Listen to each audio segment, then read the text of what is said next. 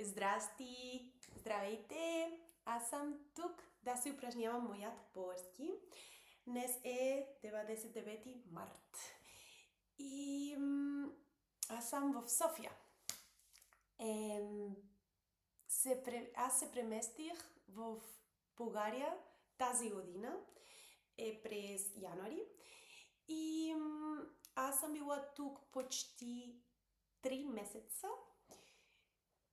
И по принцип, мотивацията за решението да се преместя тук беше да подобря моят български.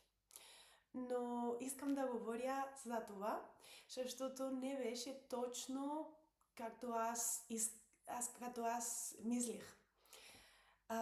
Защото аз живеех за дълго време, аз живеех в Великобритания и започвах да науча български от там. И за дълго време аз казах, че беше голям проблем, че аз не бях в България. Аз не бях около българи и аз не могах да се упражнявах. Така че за дълго време аз учах трудно и аз блокирах разговори онлайн с българи, да се упражнявах и аз работех трудно да подобрях. Но тогава, тази година, аз се преместих тук и аз мислих, точно, добре, така е, аз съм тук, аз ще подобрят и ще бъде много, много хубаво и много забавно и много, много добре. Аз не трябва да се сяда и да науча повече. И аз бях много щастлива за това. Защото аз не ми харесва да науча.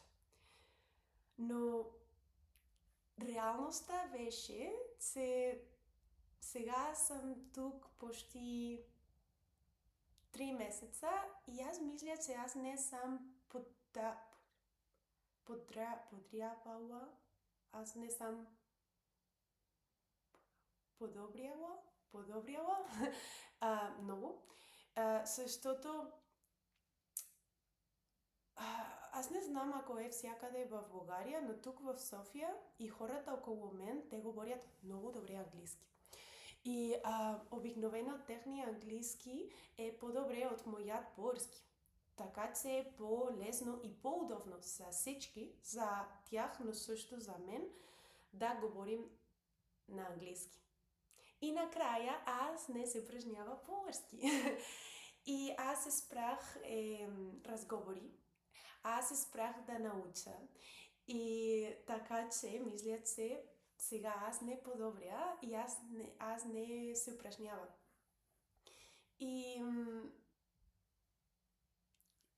мисля, че има идеята, че когато учиш език, ако отиваш на страната, ще учиш сама. Не трябва да научиш, не трябва да правиш нищо и ще научиш езика. Но истината е, че да научиш няколко език е много трудно. И трябва да работиш много трудно. И ако ти си в страна, ти трябва да научиш. Все още, как се казва? Even е дори по-трудно, когато ти си там.